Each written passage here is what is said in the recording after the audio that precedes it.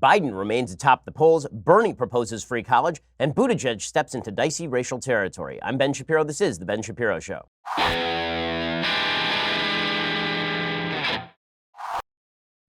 And Triple B today, Biden, Bernie, and Buttigieg. Oh, good times as the debates approach. We'll be getting into all of it shortly. First, when you're seeking to hire a president, sometimes you make bad decisions. And when you're seeking to hire an employee, sometimes you make bad decisions too. Well, there is one way that you can stop making bad decisions. This is where ZipRecruiter comes in. Hiring used to be hard, not anymore. When someone makes the slightest, most minor, insignificant mistake here on the Ben Shapiro Show, they know they can easily be replaced thanks to ZipRecruiter. ZipRecruiter.com/dailywire is the way that you access ZipRecruiter. ZipRecruiter will send your job posting to over 100 of the web's leading job boards. They don't stop there. As applications come in, ZipRecruiter then analyzes each one, spotlights the top candidates, so you never miss a great match. ZipRecruiter is so effective that 4 out of 5 employers who post on ZipRecruiter get a quality candidate through the site within the very first day. Right now, my listeners can try ZipRecruiter for free at this exclusive web address, ZipRecruiter.com/dailywire. That is ZipRecruiter.com/DAILYWIRE, ZipRecruiter.com/dailywire. ZipRecruiter is indeed the smartest way to hire. Go check them out right now. Don't be saddled with employees who don't match your expectations. Instead, go check out ZipRecruiter.com/dailywire. Okay, so the Democratic debates approacheth. The first one is tomorrow night on CNN. Ooh. And it's going to feature Elizabeth Warren and a cast of no-names. That's the first debate. The first debate is Elizabeth Warren, who is steadily rising in the polls, taking away Bernie Sanders' support, maybe rivaling Joe Biden at the top of the Democratic field. And no one else is on that stage. Like Cory Booker, I believe, is on that stage, and no one cares. No one has any interest in Cory Booker. No one has any interest in any of the other candidates. It's like Marianne Williamson and Eric Swalwell and the cast of thousands.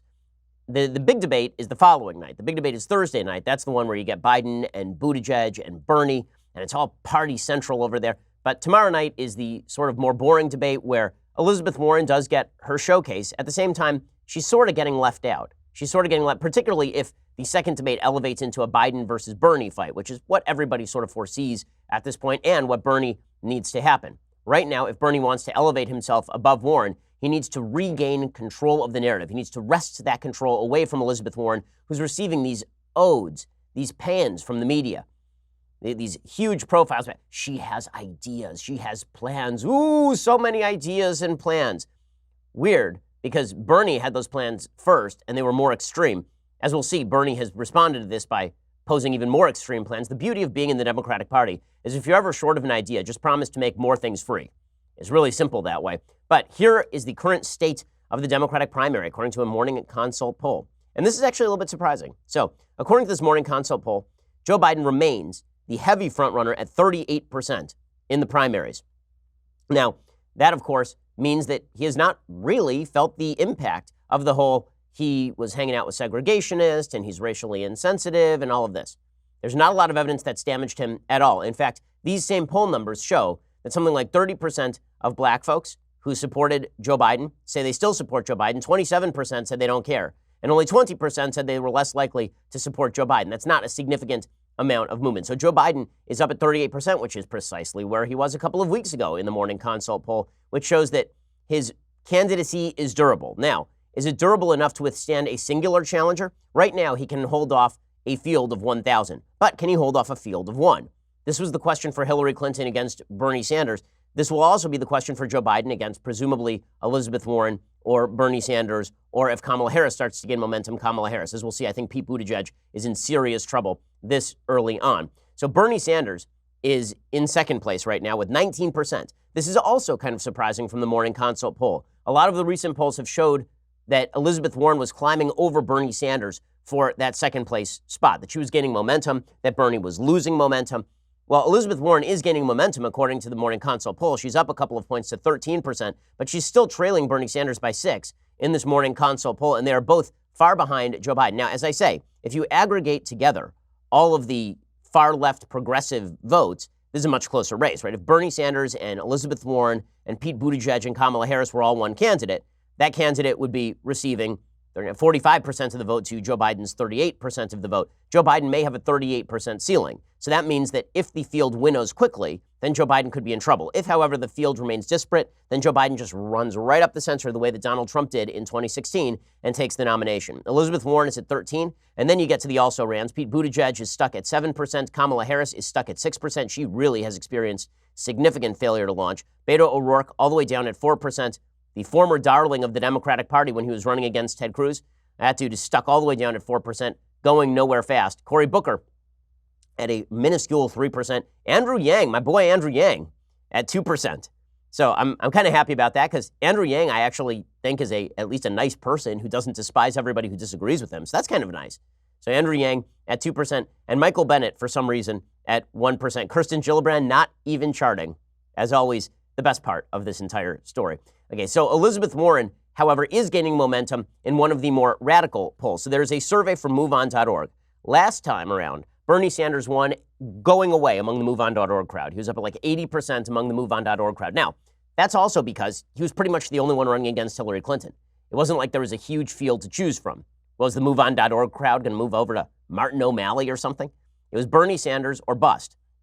Now Elizabeth Warren has seized control of the MoveOn.org crowd, and this is why folks think that there's going to be a significant fade here from Bernie Sanders. According to NBC News, Senators Elizabeth Warren and Bernie Sanders top a new straw poll from the progressive group MoveOn.org, illuminating how the packed field of candidates is coming into focus for more left-leaning Democratic voters just before the first debate of the 2020 cycle. The poll, which was released on Tuesday and first reported by NBC News, shows Warren is the top choice of 38% of MoveOn's members nationwide, the top choice of voters surveyed in the early voting states of California, Iowa, Nevada, New Hampshire, and South Carolina. So she's all the way up at 38. Bernie Sanders is all the way down at 17%, trailing Elizabeth Warren by 20 points. That is a significant drop-off for Bernie Sanders. What happened to all the Bernie bros? Where's all the enthusiasm? Well, it seems that the media coverage really does have an outsized impact on the MoveOn.org crowd. And that's not surprising. There's actually a study that came out earlier this week that was pretty fascinating. What it showed is that college-educated liberals were far more politically polarized and woke than the Democratic base. So the Democratic base is much more moderate. The Democratic base doesn't have perverse perceptions of Republicans quite as much. They tend to think that Republicans, by and large, are their neighbors and decent people. The politically progressive woke base, which is largely people who are college-educated liberals who go to campus and then ensconce themselves in their cozy echo chamber, those people are the ones who are being pulled by MoveOn.org, and those are the people who have been rallying around Elizabeth Warren as the candidate of progressive ideas. Ooh. So Sanders is all the way down at 17%. VP Biden at 15%. That's pretty amazing. And Buttigieg at 12%. So Joe Biden at nearly matching Bernie Sanders' numbers among the MoveOn.org crowd is very, very bad news for Bernie Sanders. According to NBC News, that Sanders, the Vermont independent, would do well in the progressive group's poll is no surprise. MoveOn backed him officially over Hillary Clinton in the 2016 Democratic primary. A majority of MoveOn members at the time said they preferred him to the former Secretary of State. But the progressives are gravitating toward like-minded policy wonk Warren could be another sign of trouble for Sanders. Well, part of it is that NBC News keeps calling Warren a policy wonk. Her policies are not wonkish. They are very, very bad ideas. Now, overall, most Democrats are still not all that enthused about Elizabeth Warren. The polling numbers show why Biden is maintaining at the top of the polls. First of all, he does have the benefit of low expectations. Everybody expects that Joe Biden is going to gaffe nearly all the time. And so when he does gaffe, everybody goes, oh, well, that's old Joe. Over time, is that going to do damage to him? I think it will. Over time, I don't know that Joe Biden can maintain. I've been saying all along that I think that Joe Biden's first day would be his best day. Now, again, I could be wrong. Maybe he maintains at 38. Maybe he just sweeps into the nomination. Nate Silver suggested, the statistician and pollster, he suggested that Joe Biden's chances of winning the nomination were under 50%. Now, that's as compared to the field, meaning that anyone else in the field is going to be lower than Joe Biden, but the field overall has a better than 50% chance of defeating Joe Biden. I think that's about right, that he has a plurality chance of being the nominee, but he certainly does not have the majority chance of being the nominee. A new poll from the AP and NORC Center for Public Affairs, however, finds that Democrats are not nearly as interested in the intersectional credentials of many of the candidates as the media are. The media are firmly convinced that they need an intersectional a woman, somebody who's gay like Buttigieg, somebody who's black like Kamala Harris or Cory Booker, that you need somebody who is going to awaken the intersectional coalition to fight against the majority and all of this. But most Democrats aren't super interested in that, according to the AP, which is why Biden continues to maintain and why Biden should not be backing down or cowering at charges that he is quote-unquote racist over old comments that were not, in fact, racist. The AP and Nork Center, they find that Democrats give a collective shrug to gender, race, and age as factors they are considering when supporting a candidate. Instead, Democratic registered voters are yearning for experience in elected office. A whopping 73% cited that as a quality that would make them more excited about supporting a presidential candidate. That's because they are using experience in office as a measure of electability, meaning you've been elected a bunch of times before. This means you are electable, and therefore you have a better chance of defeating Donald Trump. The top priority for Democrats is defeating Donald Trump. Now, as we've seen in the past, there is a live debate over whether that's actually a good strategy for an election, whether it is actually smart to go for the guy who is considered most electable. In 2012, Republicans went for the supposedly most electable candidate in Mitt Romney, and he proceeded to lose to Barack Obama. In 2016, Hillary Clinton was widely perceived early on as the most electable Democrat, and then she proceeded to lose to Donald Trump. One of the problems with people who are perceived as electable is very often they don't generate the kind of heat necessary to inspire people to go out to vote. That may be true with Joe Biden. He could be falling into a Hillary Clinton sort of trap here, where people get comfortable, people think he's going to win, nobody's super enthused, but at least he's not Trump. That didn't work for Hillary Clinton, and you could see something similar happen for Joe Biden as well. 25 candidates, of course, are running for the party's nomination and include a very, very diverse field, but 4 in 10 Democratic voters said only that they would be excited about voting for a woman for president, as opposed to 73% who said that they were looking for experience in elected office. So here are candidate qualities that ignite excitement in Democrats. 73% has experience in elected office. Then it drops all the way down to 40. Is a woman. 38 has served in the military. 36% is younger. 26% has experience running a business. 26% black. 25% Latino. 20% LGBT. 20% shares your religious beliefs. By the way, that shows you something about the Democratic base at this point, that the same number of Democrats are interested in a candidate who shares their religious beliefs as are interested in a candidate who is lesbian, gay, or bisexual, or is transgender. 17% say would be interested in a candidate. That'd be a priority if the candidate were transgender. Yeah, that we'll see how all of this plays in middle America. But that's why they're favoring Biden at this point. Now, could Biden start to become the target? Absolutely. And we'll get to one article targeting Joe Biden in just a second. First, let me tell you something about the mattress I sleep on. It's so good that I got that mattress for my sister for her wedding. Okay, that mattress is so good that I took a more expensive mattress in my own home and moved it out of our room because Helix is just that good. When I love an advertiser's product so much that I actually go out and buy one as a gift for a relative, that means I really, really do love the product. That is the case with Helix Sleep mattresses. Helix Sleep has a quiz. It takes 2 minutes to complete. It matches your body type and sleep preferences to the perfect mattress for you. No matter how you sleep, on the side, on your back, hot sleeper, whatever, Helix can make what your body needs. Just go to helixsleep.com/Ben, take that 2-minute sleep quiz. They will match you to a customized mattress that will give you the best sleep of your life. For couples, Helix can even split that mattress right down the middle, providing those individual support needs and feel preferences for each side. They've got a 10-year warranty. You can try it out for 100 nights risk-free, so you got nothing to lose. They'll pick it up for you if you don't love it. You're going to love it. Helix is offering up to $125 off all mattress orders for our listeners. Get up to $125 off right now at helixsleep.com/Ben. That's helixsleep.com/Ben for up to $125 off that mattress order. The mattress is indeed fantastic. You have personalized everything else in your life. Why not a personalized mattress made for you? I mean, you're going to spend half your life on that thing, so go check it out right now. helixsleep.com/Ben. Okay, so as I say, Joe Biden is now the target. It's pretty obvious that he is the target. I mean, he's the front runner. And Matt Visor over at the Washington Post is going after Joe Biden for being Richie Rich. The headline, once the poorest senator, middle-class Joe has reaped millions in income since leaving the vice presidency. Now, here's the truth. I don't care if politicians make a lot of money after they leave office. I don't really see the problem with that, to be frank with you. He was the vice president of the United States. It seems to me that him making a lot of money on speeches, he should go for it. I mean, if that's what the market will bear, enjoy yourself, man. But the media aren't going to like this very much. They're going to go with he has to be a populist. Now, what's funny about this is that Elizabeth Warren is a very wealthy woman. Bernie Sanders is not impoverished. None of the top candidates, with maybe the exception of Pete Buttigieg, who I don't think is worth very much money, are worth a lot of money. Are worth no money. They're all worth a lot of money. But Joe Biden is going to be excoriated for this, as we'll see. So this article suggests the Georgian-style home, once from the front of a brick version of the White House, once belonged to Alexander Haig, the former Secretary of State. Nestled on a wooded lot in McLean, the nearly 12,000 square foot residence contains 5 bedrooms and 10 bathrooms, marble fireplaces, a gym, and a sauna. Surrounded by Washington elite and sitting high above the Potomac River, there is undeniable grandeur in the design of this home, said the British accented agent in a video released when it went on the market in 2015. This property makes an imposing statement with parking for over 20 cars and creates a perfect setting for the most lavish of events. I do love that they added that the person who made the real estate video is British accented. That means that they're evil. As we know from all the movies, every movie villain ever is actually British.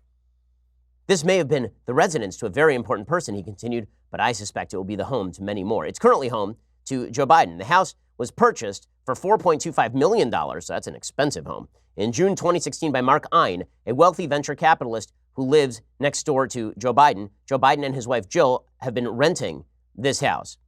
Now, this is a very cozy arrangement that we saw with Barack Obama, for example. Political backers buying a piece of property and then cutting sweetheart deals with politicians they support so the politicians can live there. Biden points out on the campaign trail he was often the poorest member of the U.S. Senate, and for at least a decade has referred to himself as middle-class Joe. I've always found this also a bizarre sort of brag. I'm confused as to why you not earning a lot of money is a brag. Like you being a poor senator, why is that better than you having earned a lot of money in the private sector by being a productive citizen and then going into public service? Like the idea that you are very wealthy and that you make a lot of money before you join the government, as opposed to, living off the government teat for 40 years. I'm not sure why that's a worse pitch than I'm middle class to poor because I've been working for the government my entire life. Since leaving office, however, Joe Biden has violated his own rules. He has enjoyed an explosion of wealth, making millions of dollars, largely from book deals and speaking fees that range to as much as $200,000 per speech, public documents show. As Biden traveled the country before announcing his presidential campaign this spring, his sponsors provided VIP hotel suites, town cars and professional drivers, chartered flights and travel expense reimbursements that for some of his appearances reached at least $10,000 per event, according to contracts obtained by the Post through public records requests. So what? So what? I mean, it is amazing to me that I have to become a Joe Biden defender under these circumstances. So far, I've defended Joe Biden from the scurrilous accusation that he's a vicious racist, and now from the scurrilous accusation that, he spoke for people who are willing to pay him money. It's very bad. But listen, he's a progressive, so he deserves whatever he gets from his progressive base. And this is a guy who has railed against people who are wealthy, suggesting that they should pay more taxes to be patriotic. We can see how much Joe Biden paid in taxes over the past few years. Maybe he should pay more in taxes. The Washington Post found at least 65 instances in which Biden gave a speech or appeared at a book event. In at least 10 of those instances, he did not take a fee, though he was reimbursed for travel expenses. Biden's campaign said he has given less than 50 paid speeches, but declines to be more specific about exactly how many he delivered or how much he earned in total. Biden's campaign declined to comment on the record for this story. They have taken care to avoid the backlash that haunted Hillary during the 2016 Democratic primary because she gave private speeches to Goldman Sachs and other Wall Street interests. He only limited his appearances to less politically sensitive venues, public documents show. Biden has been renting the McLean home. He purchased another $2.7 million, 4,800 square foot vacation house near the water in Delaware to go along with his primary residence, the nearly 7,000 square foot lakeside home he built more than 2 decades ago in Wilmington, Delaware. So this is his third home. So he's living it up, man. Joe Biden really enjoying himself in his post-vice presidency time. Now, I don't really think that this matters very much, but for Democrats who hate wealth and think that being wealthy means that you're now evil, I guess that this is a bad thing. So Joe Biden is going to feel the impact of all of this.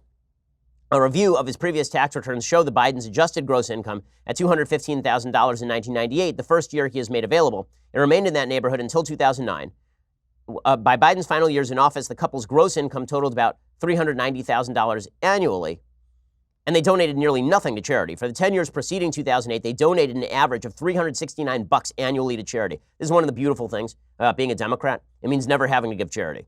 It really is delightful to be a Democrat calling for everybody else to be patriotic and give more money to the government. Also, here is the change I found in my couch cushions, and I'm going to give this to a charity.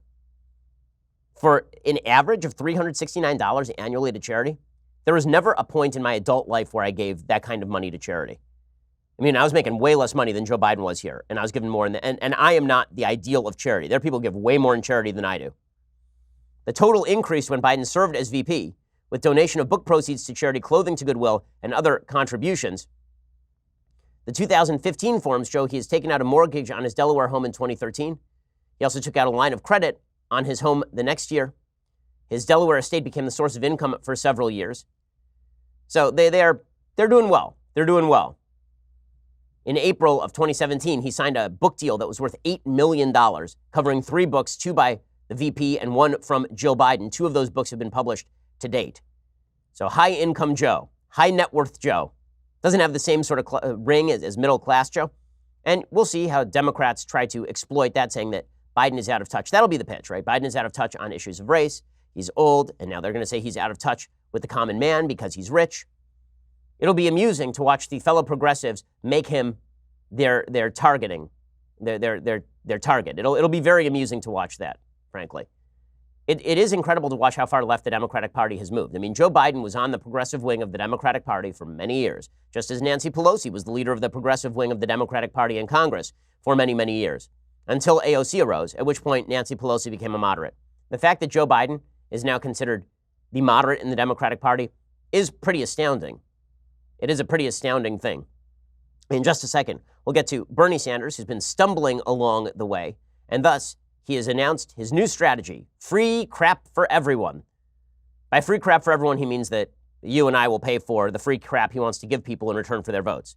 Bribery with taxpayer dollars, fun and lucrative. We'll get to that in just 1 second. First, would you like to win a free gun? I mean, hell, who wouldn't? If you're a law-abiding citizen and you're somebody who knows how to use a gun, you should own a gun. If you answered yes, listen up. This is your last chance to do just that. I've teamed up with the United States Concealed Carry Association to give you the opportunity to win awesome guns, gear, and self-defense guides daily. This is the last chance to get 7 free chances to win $1,234 just for texting in. I'll repeat, you could win $1,234, the exact amount you need to buy a beautiful new 1911 just for texting in. There is no catch.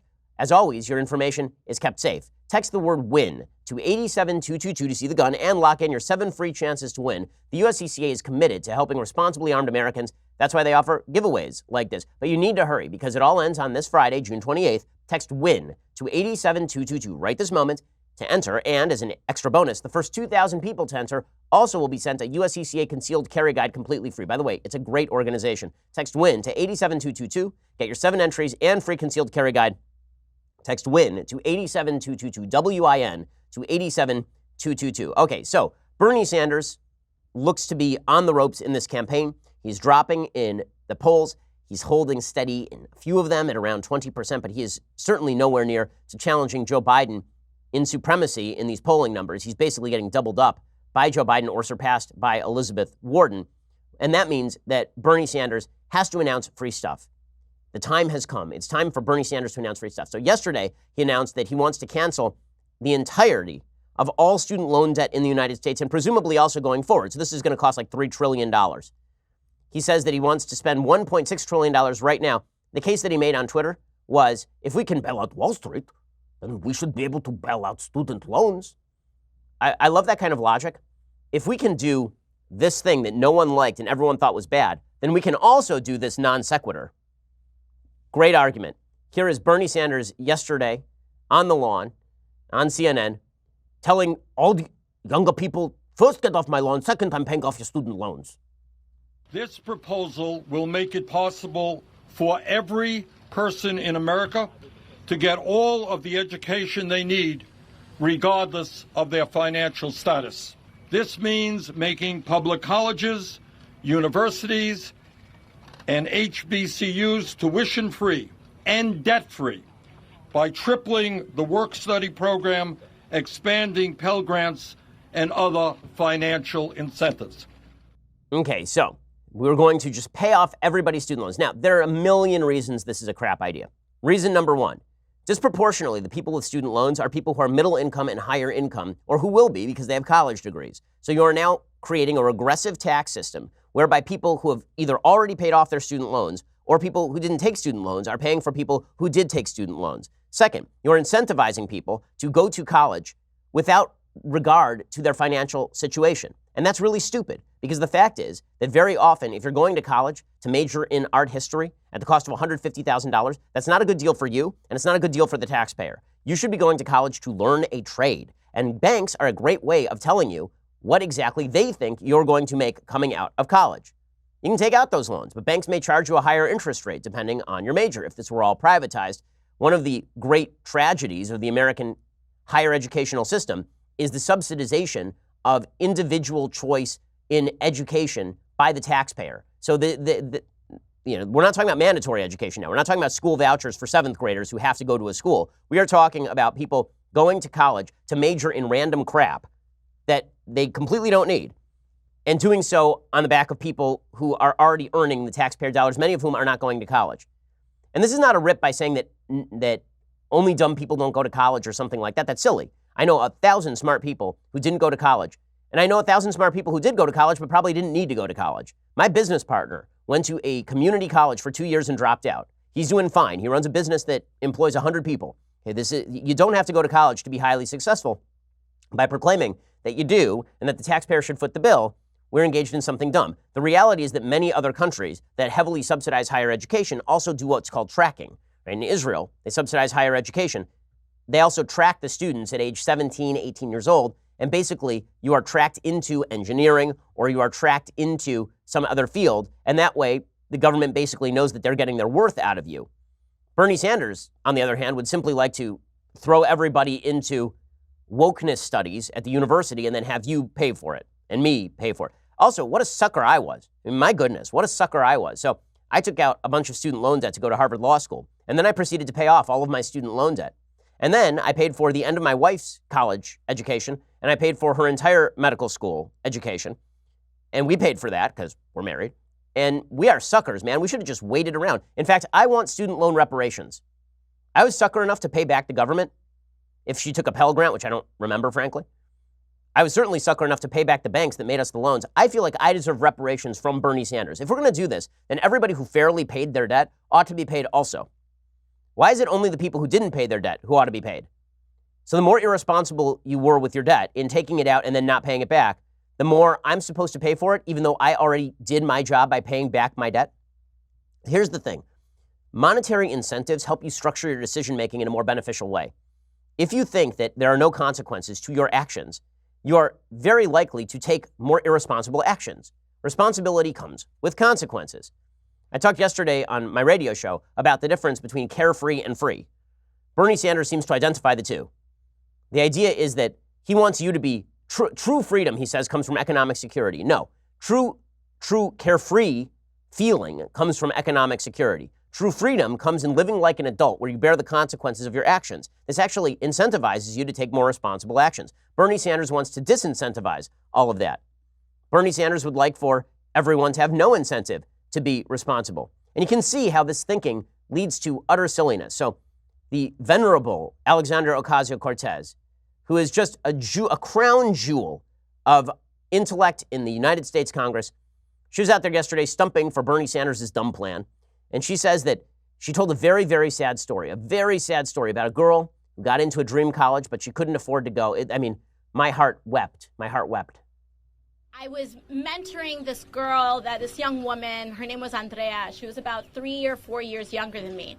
And she had gotten into all of these prestigious universities, but she was given no student loan assistance. And she truly felt at 16, 17 years old, she felt that the decision of college was so important that she felt that she needed to consider taking on $250,000 worth of debt to go to college. And I think that in and of itself illustrates the absurdity of our education financing system. And that is wrong. It is not right. Okay, I have a question. Why is it wrong? So she had to consider whether to take out debt to pay for an education that would presumably give her a calling card so she could make more money afterward and then pay back the debt. This is how loans work. When you take out a mortgage for a house, it's because you think that the house is either going to accrue in value or you're going to pay off the mortgage. You don't just take on, you know what my dream house is? My dream house is Joe Biden's current house. That sounds like a great house, right? 12,000 square feet, $4.25 million on the open market. Sounds pretty fantastic. You know what I'm not going to do? Go buy that house. Not only because Joe Biden is living there and might go out on a balcony and shoot a shotgun into the air or something, but also because I can't afford that house, right? Why would I go and buy a house I can't afford? Making responsible financial decisions is part of being an adult. You know, I have lots of dreams. I have a dream that the media will objectively cover AOC's stupidity. That's not going to happen either. right? Not all dreams come true. Reality doesn't fulfill all of our dreams. But it seems to me that suggesting that there's something broken in our finance system, there is, by the way, something broken in our student loan finance system. And that is the involvement of the federal government in the first place, which has led to a radical increase in the number of people trying to get into college, which has led to a radical increase in the number of administrators, not a radical increase in supply, and thus a rising price. That's dramatically rising prices in the student loan markets despite, and not despite, because of federal subsidies. That's why you're seeing these rising prices. But if the idea is that this poor girl got into a college and then had to take out student debt, which presumably she will then pay off, maybe she should assess whether it is worth the debt or not. The fact that we take it for granted that it is worth the debt to go to college is very silly. It's very silly. We do this all the time in our lives. But you wouldn't do this with a mortgage. You wouldn't. You wouldn't do it with any other form of debt. You wouldn't say, listen, my dream is to own that enormous house right there, and so I'm taking on $4 million of debt on a $100,000 salary. You wouldn't do that because this would make you a fool. Why people do it with college? It's just because there's been a lie that's been promulgated by our media and our politicians that if you go to college, you are instantly guaranteed a six-figure income when you come out, no matter what garbage you major in. And it's silly, and it's stupid, and it's counterproductive. Okay, in just a second, I'll show you more foolish lines of thought from illustrious members of our Congress on student loans. But first, let me tell you about the best suit that I own. The best suit that I own is an Indochino suit. It was customized. It was made just for me. There's no reason for you to buy a suit off the rack. Just go get a fantastic personalized suit from Indochino. They make suits and shirts to your exact measurements for an unparalleled fit and comfort. I mean, these are good-looking suits. They have an attention to detail you're just not going to find at department stores. If you're in the middle of planning a wedding, they have tons of options for people looking to outfit their wedding party. They have a wide selection of high-quality fabrics and colors to choose from, plus the option to personalize the details, including your lapel, your lining, pockets, buttons, writing your own monogram. Here's how it works. You can visit a stylist at one of their showrooms, or you can measure at home and shop online at Indochino.com. Choose your fabric and design customizations. Simply submit your measurements with your choices online, and then you can sit back and relax while your suit gets professionally tailored and then mailed to you in a couple of weeks. This week, my listeners can get any premium Indochino suit for just $369 at Indochino.com when you enter Shapiro at checkout. That's 50% off the regular price for a made-to-measure premium suit, plus shipping is free. That's Indochino.com, promo code Shapiro, for any premium suit for just $369 and free shipping. It's an incredible deal for a premium made-to-measure suit. Go check it out right now. Once you go custom, you're not going to go back. Look like James Bond, not like the schlub in the real estate commercial. Go check them out right now at Indochino.com and use promo code Shapiro for any premium suit, just $369. Okay, we're going to get to more on student loans, and then we're going to get to Joe Biden, who continues to fight back against Bernie Sanders. We'll see if he succeeds, and Pete Buttigieg running into some trouble. Get to all that. First, you have to go subscribe over at dailywire.com. Go do that. $9.99 a month. You've heard the spiel before. $99 a year gets you this, the very greatest in all beverage vessels. Cast your eyes upon it and despair that you have it not, but you could. Go check it out right now over at dailywire.com. And please join the team. It really helps us bring you the show every day. It helps insulate us from the vicissitudes of people on the left who are interested in taking down the show. It helps us make sure that we can pay the venerable people who work here. So go check us out over at dailywire.com. We appreciate it. We are the largest, fastest growing conservative podcast and radio show in America.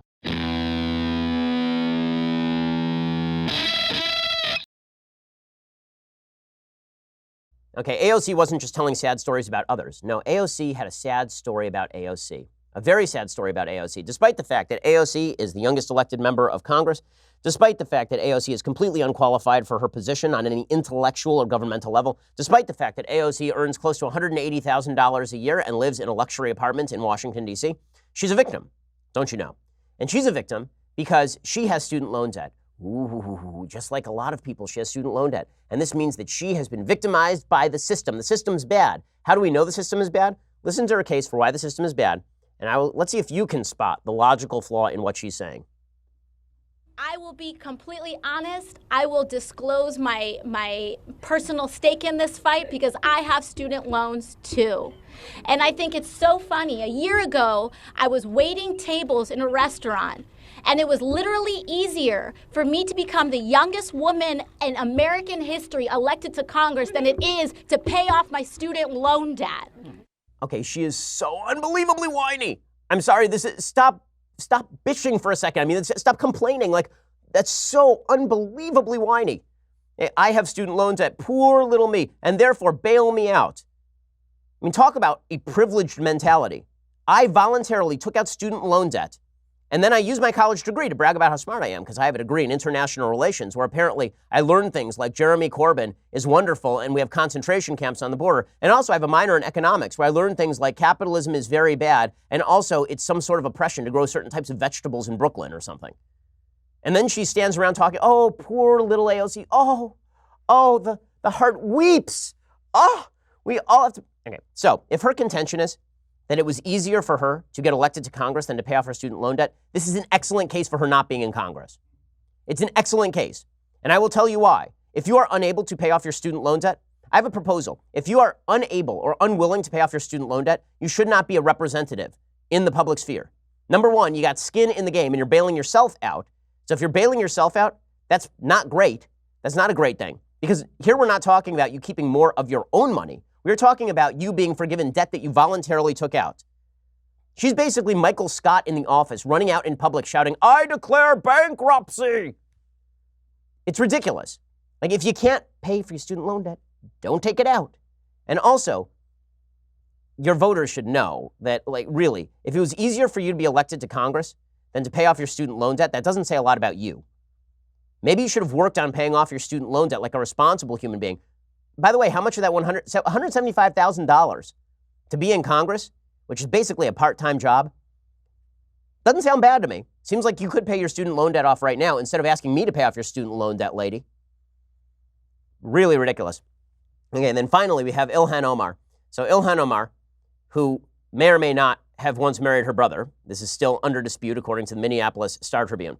She says that, don't worry guys, don't worry. Student loan debt, this isn't to give away to the rich.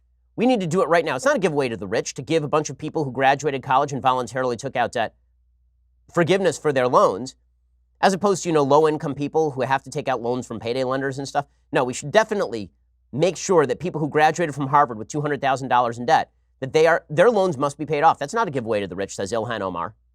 What my bill does is simple as it is revolutionary, as Senator Sanders says. It cancels all of 1.6 trillion student loan debt. No exceptions, no questions asked, full cancellation. You might ask, why full cancellation? What about the people who can pay off their student debt? Well, let me say this. The children of Donald Trump aren't asking or taking out student loans. Canceling student debt is a problem of the poor and the middle class, not of the rich. Okay, that's absolute, utter horsepucky. It's absolute nonsense. You know the reason it's absolute nonsense? Because many rich people do take out student loan debt, specifically because they want their kids to have to pay off the debt. Okay, also, many people take out student loan debt because the student loans are actually really low interest rates. So it doesn't make a lot of sense to pay cash out of pocket now when you could incur a low interest rate over time. Also, the idea is that you have increased your earning potential by going to college. So the question isn't, were you rich when you went into college and took out the loan debt? The question is, are you richer coming out? Because that was the whole bargain, wasn't it? Is that you were going to have a higher earning potential and therefore you can pay off the debt. None of this makes any sense, but that's okay. It doesn't have to make sense. It's free stuff for everybody. Yay, Democrats. Don't you feel more free? I feel more free knowing that there are a bunch of Democrats who are going to come to my house with a gun if I don't pay taxes to pay for AOC's student loan debt. Makes me feel more free, I can tell you that. And herein lies the pitch for Joe Biden, right? In the end, here's the pitch for Joe Biden. Joe Biden said yesterday, listen, I'm not saying free stuff for everybody. That this is a revolutionary statement in modern American politics is truly incredible, but here's Joe Biden. The thing is that the idea, as we strengthen the African-American community throughout this country, what we do is we not only make it better for them, we make it better for all of America. And to those people who are cynical about this, I want to point out, we save billions of dollars in the process, billions of dollars. And look, Rev, we can do this. I'm not making these numbers up. Mine or not, let's make everything free for everybody all the time. We can send everybody to community college for free, cutting in half the cost of college by just adding $6 billion to their budget. Okay, he sounds like a moderate simply because he says, I'm not going to make everything free. So that's where all of this comes in. Now, what's fascinating about the current race is that when you look at the racial breakdown among the Democrats, it really is fascinating. Joe Biden has a heavy share of the black vote, and this is why he is off to such a strong start. If you look at his share of the white vote, it actually ain't great. He's running absolutely competitively with Elizabeth Warren and Bernie Sanders among white Americans. Among black Americans, he is way the hell ahead. He has something like 40% of all the black vote in the Democratic primaries, which means that he walks away with the nomination. And there have been attacks on Biden over race, right? Ta-Nehisi Coates was out there saying that Joe Biden shouldn't be the nominee. Al Sharpton, who for some reason is still considered an expert that people are looking to for moral guidance, despite the fact that he's one of the worst race baiters in modern American history and a garbage heap of a human being.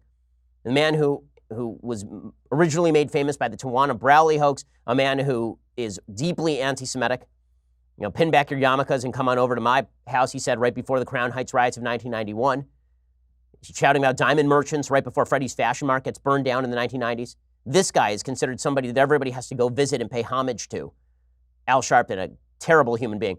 Well, Al Sharpton last night said that Joe Biden needs to apologize for suggesting that he has to work with people with whom he disagrees, including in the past segregation of senators. Here's Al Sharpton ripping on him. It's had no effect whatsoever, none. This is about showing that you're sensitive and that you regard and respect the feelings of people that you want to govern, and say, you know, I can grow and I can learn that if I make a mistake, even if it's unintentional, I can say that's a mistake. I'm sorry if I hurt somebody there, but let's move on and bring the country together. To normalize and act like there's some kind of civil engagement with people that were advocating outright racist and bigoted views, to civilize or normalize that is painful. You can't give comfort to racism, and you got to admit and own when you say something that may be insensitive to others. But it's having no impact on Joe Biden. None. Among the voting electorate, it's having none. Okay? And part of that is because the sort of aura of Barack Obama is on Joe Biden. Right? Barack Obama, the most popular figure in American politics among black Americans for obvious reasons. I mean, the first black president would do that, you would imagine. Yeah, that has affected Joe Biden in a pretty serious way. And that means that even Cory Booker's attacks on Joe Biden basically backfired, according to the New York Times. So Cory Booker has not gained in the polls. He's been backing off of his battle deliberately with Joe Biden. So that is, you know, that's telling. At the same time, the racial attacks are working on Pete Buttigieg. So Pete Buttigieg, who was until 5 seconds ago the darling of the media when they decided to change their allegiance from Buttigieg to Elizabeth Warren wholesale. Now, Pete Buttigieg has been confronted by angry protesters in South Bend, Indiana, after a black man who was allegedly breaking into cars was confronted by police, turned around, allegedly was carrying a knife. There's no dash cam footage or camera footage from body armor or anything from the police. And he was shot by a police officer holding a knife, allegedly. That's all the available evidence. Just because there's a lack of tape does not mean that there is a falsification of evidence. It just means there's no evidence from the tape. So that's what we know. Well, Pete Buttigieg went back to South Bend, Indiana to deal with this, and then he just got shellacked by his own citizens, and the media are burying him. Let's give him a moment. Okay. Okay, so hold on. Mayor, when that young man got killed over there, ran over at the stoplight, what did you say? What did you say, Mayor? You dang near blamed him. How can we supposed to trust you? These people is unheard, and that's why y'all getting the reaction y'all getting. So stop telling people shut up. Stop telling people how to feel. Because y'all not feeling the same way we feeling. I've been fighting the same fight with these people for 6 years. I had to stop New Black Power because we got retaliated against. How can we trust y'all? When we get retaliated against for fighting against y'all, how can we trust y'all? Okay, so The View went after him wholesale yesterday, and I think that this is indicative of where the Democratic mindset is going with Pete Buttigieg. The party's over. The thrill is gone. Here's Joy Behar going after Pete Buttigieg. Mayor Pete, fix what's going on in South Bend. I think they have 100,000 people there or something. Yeah, I don't remember what they said. It's small. Somebody will tell you in your ear, but it's a small population. Do your job first there and then run for president. Yeah. He has had a problem with the African-American community in South Bend for quite some time. You have to feel this community's pain that you're representing. Yeah. And I thought he did a really piss-poor job of listening to those people in that town hall and feeling the pain. They let him know. Okay, so, I mean, people are upset with Pete Buttigieg, and it's not just The View. CNN's Jackie Kucinich yesterday said Buttigieg can't even name his black supporters. I mean, he's in trouble here. The Daily Beast Tanner Trudeau has a story today about talking with African-American leaders. And he was asked during these private meetings, who are your black supporters back home? Who can you name? And he couldn't give them an answer. And it was an answer that he gave to several people that she spoke to. Mm-hmm. So that in and of itself, not being able to answer that question, is problematic, and it's making some of these folks that Hannah spoke to think that he's not serious and that he's kind of naive about his interactions with the African American community. And this, what's going on in South Bend, is underscoring that right now. So the attack is still useful, but it's only working on Buttigieg, not on Biden. Why? Because Buttigieg is an unknown. Biden has a long history. People have already made up their minds about Joe Biden. And this, in essence, is his greatest strength. People already have an opinion of Joe Biden. He was the vice president for 8 years. He is 100% baked in, kind of like Trump. That means that most attacks on him are going to fail. So that means that it's not about making Joe Biden into a 15% candidate. He's never going to be a 15% candidate. It's about tearing him down to 25%, 20%. If you get him down to 25, he's not the nominee. Because what you're going to start seeing is some of these Democrats start to drop out over time. Remember, we are a year and a half out, guys.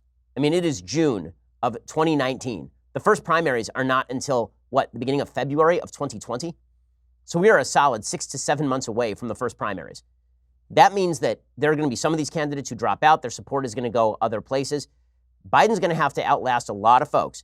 If his ceiling is really 38%, and we don't know where his floor is, let's say that his floor is somewhere in the 20s, this could turn into a competitive race still, because the best thing for Elizabeth Warren right now is for Pete Buttigieg to fall apart. If you're the last person standing in the progressive lane, you are the chief rival to Joe Biden. And then it's on. Alrighty, time for some things I like and then some things that I hate. So, things that I like. So, if you are a fan of the John Wick series, as you all know, I think that John Wick, in retrospect, some of the great movies in the history of mankind. The first 15 minutes of John Wick 3 is just nothing but pure wonder and joy. There is a movie that was made back in 2011. It's an Indonesian film, and it was directed by Gareth Edwards, who has gone on to direct the 2014 Godzilla, which actually is a really good film. It's very underrated. The movie is called The Raid. It's effectively Die Hard with karate. The entire premise is that there's a criminal who lives on the top building of the top floor of this building, and the cops go in and they have to get to the top floor of the building, dodging all of the criminals who live in the building and are directed by the criminal at the top. That's the entire movie. And it's a great elevator pitch, right? I mean, any movie that you can sum up in one, John Wick is like that. They killed his puppy, he kills everyone. That's the entire movie. Right? The Raid is like that, except it's got some of the best shot and directed action sequences I've ever seen. I mean, this is really well choreographed stuff. Here's a little bit of the preview. We won't play too much of it because it's in a foreign language, so for the audio listeners, it's not going to give you much.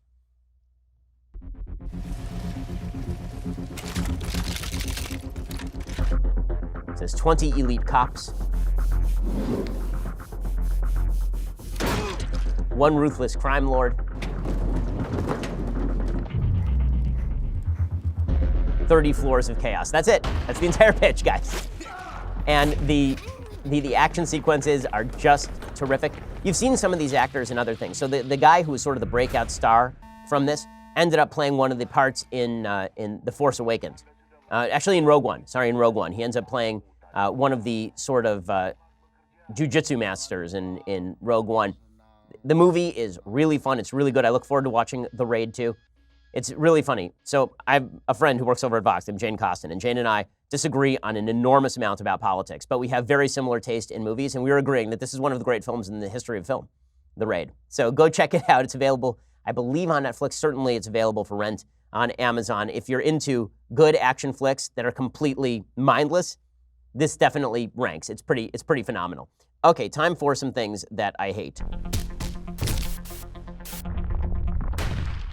Okay, so the suppression of speech continues apace. Yesterday, James O'Keefe and his group over at Project Veritas unleashed video that showed a Google insider talking specifically about how Google has been manipulating its search results, how top members of the Google brass are interested in preventing another Trump election in 2020, and so they've been manipulating things from behind the scenes. The amount of trust in social media is declining rapidly, and thanks to videos like this, it definitely should. Here's a little bit of what it sounded like.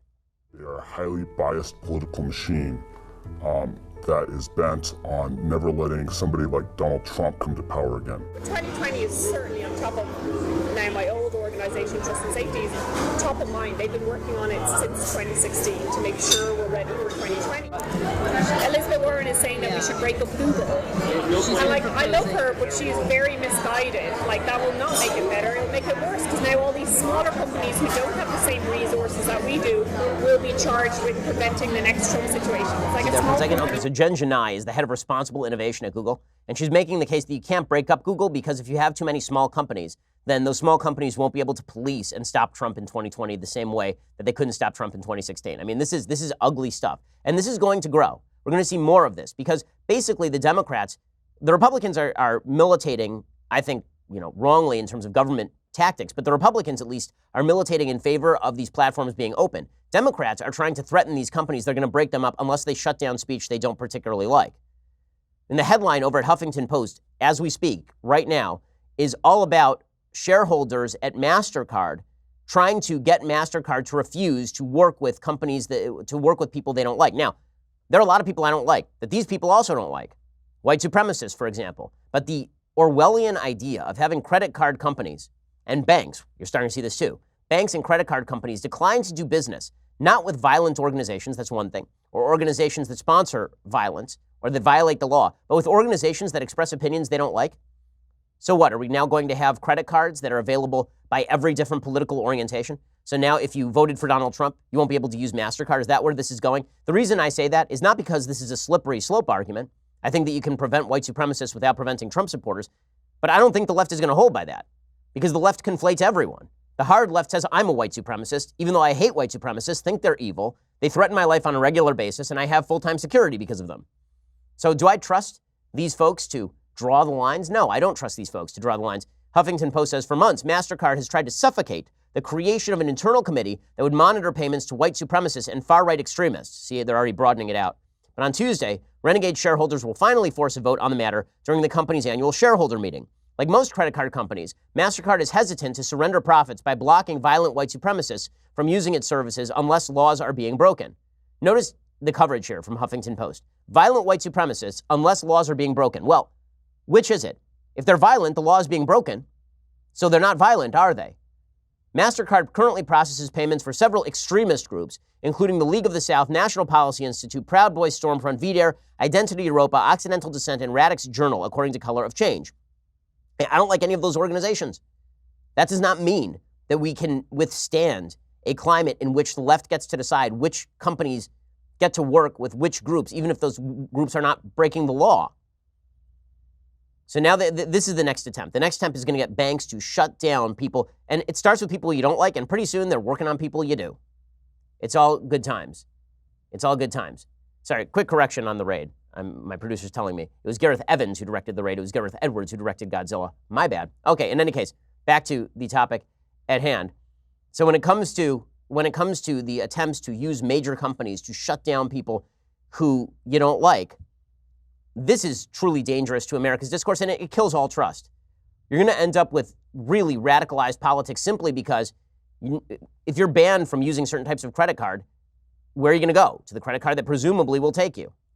This is why I'm not in favor of deplatforming. Defeat ideas in the realm of ideas. Don't try to ban ideas. Ban violence. Fight violence. Don't ban ideas, even ideas that I think are crappy. And by the way, I've been targeted by these folks far more than anybody writing for the Huffington Post, and it ain't close. Okay, other type of things that I hate today. So the media are asking themselves why they're not covering the allegations of E. Jean Carroll more. E. Jean Carroll is the gossip columnist who claims that back in the 1990s, Donald Trump forcibly raped her. Okay, it's the most serious accusation against Trump. So the media are trying to lump this in with all of the other allegations against Trump because there are 16 or 21 other allegations against President Trump, depending on the numbers that you use. Some of those allegations range from he forcibly kissed me in a closet, to he tried to touch my genitals or did touch my genitals. This is the most serious allegation because it is an allegation of forcible penetrative rape. And she suggests that Donald Trump took her into a dressing room at a Bergdorf and then forcibly raped her. Forcibly penetrated her. So this is by far the most serious allegation.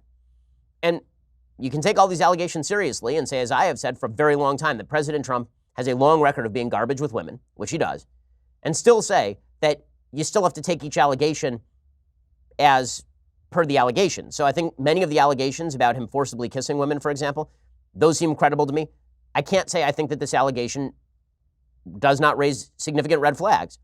And the reason that it doesn't raise that I think it raises significant red flags is the behavior of E. Jean Carroll here does not bespeak a level of credibility. She took a picture on the cover of New York Magazine wearing the jacket she says that President Trump raped her in. She says she refuses to turn it over to police for DNA analysis so we can determine whether that is true or not. She said yesterday that she would not actually be attempting to push prosecution because it would distract from rape at the border or something. And then yesterday, she suggested she did something so bizarre on Anderson Cooper on CNN that Anderson Cooper had to randomly cut to a commercial. I mean, it was bizarre. It was weird. It undercuts credibility. It does go to credibility, and you have to assess credibility. You have to take allegations seriously, and then you have to assess the evidence and the credibility. It doesn't make you look credible when you say things like this on CNN. You don't feel like a victim. I was not thrown on the ground and ravished, which the word rape carries so many sexual connotations. This was not sexual. It hurt. Well, I think most people think of rape as it is a violent assault. It is not. I think most people think of rape as being sexy. Let's take a short break. Think of the fantasies. We're just going to take a quick break. If you can stick around, we'll talk more on the other side. Anderson Cooper. Fascinating to talk to. Anderson Cooper sinking into the ground, trying to escape via commercial. His producer's in his ear right there. You can tell the signs of it. I mean, make your judgment for yourself. But it is amazing to watch the media pretend that the allegations by this woman are as substantiated as some of the other allegations against Trump. And these are much more serious allegations than some of the other allegations. I mean, there is a level of seriousness that attends to penetrative, forcible rape that is not quite the same as he grabbed my face and kissed me on the lips at a public event, which are some of these other allegations. Nonetheless, there's Chris Cuomo, saying that this is super important. Why are we just brushing her off as just one more? That's the point. You can't brush her off as just one more. You have to assess the allegations on their own merit. What the Democrats and many in the media are trying to do is wrap this all up into a ball and say, okay, well, if he did the X, then he did Y. He may have done Y. I don't know. You don't know. Nobody knows, except for E. Jean Carroll and Trump, presumably. But if the allegation is that he has done a lot of things before, therefore he did this thing, in court, we don't actually allow that. Evidence of past crimes is not actually admissible in court specifically because you're supposed to assess whether a thing occurred on the basis of whether the thing occurred. Here is Chris Cuomo, though, saying that we shouldn't just brush this one off. No one's brushing it off. But you do have to listen to what the lady's saying, and she is not helping herself here. This prominent journalist accuses the sitting president of rape. This is the most extreme accusation we've had against this president. And it has had almost no impact, really, on our dialogue. If people are so appalled by this president's nonchalance and the wild number of women who say they were attacked or assaulted or, in this case, raped, why isn't this most serious account to date? When others were covered in large ways, why is this not front page news? Okay, the answer is that it's not front page news, really, because this lady has undercut her own credibility a bunch of times. I mean, that's the real answer. The real answer is this would be front page news if she weren't going on national television and suggesting that she's not prosecuting because she doesn't want to distract from rape at the border. It would be front page news if she weren't coming out with a book next week after staying silent on this thing for 20 years, despite the fact that Trump was a public figure in the 1990s, remained a public figure all the way up to his presidency, and was hit with a wave of these allegations in 2016. And it would be front page news if she weren't going on Anderson Cooper and then saying that rape is sexy. And that she says, I wasn't thrown on the ground and ravaged. That is her actual allegation. Her actual allegation is that she was grabbed by the arms, that Trump held her against a wall and then ravished her, right? And then raped her. That is her actual allegation. You got to actually look at the evidence in these cases before you decide whether or not this particular instance, and that doesn't undercut the generalized argument about what President Trump is with women. But the reason people are not taking this allegation with the same seriousness as some of the others in 2016 is because, frankly, some allegations are more credible than others. This one seems less credible to most people. I think that there's a reason why that is. And it's not simply political partisanship. Okay, we'll be back here a little bit later today with a couple additional hours of content, or we'll see you here tomorrow. I'm Ben Shapiro. This is The Ben Shapiro Show. The Ben Shapiro Show is produced by Robert Sterling, directed by Mike Joyner, executive producer Jeremy Boring, senior producer Jonathan Hay. Our supervising producer is Mathis Glover, and our technical producer is Austin Stevens, edited by Adam Sayevitz. Audio is mixed by Mike Coromina. Hair and makeup is by Jesua Olvera. Production assistant Nick Sheehan. The Ben Shapiro Show is a Daily Wire production. Copyright Daily Wire 2019. Bernie Sanders proposes that taxpayers pay off every single student loan in the country. We will explain how student loan forgiveness is welfare for the rich. Then the woman accusing President Trump of rape describes rape as sexy. Finally, the United States might go to war with Iran. We'll explain it all on The Michael Knowles Show.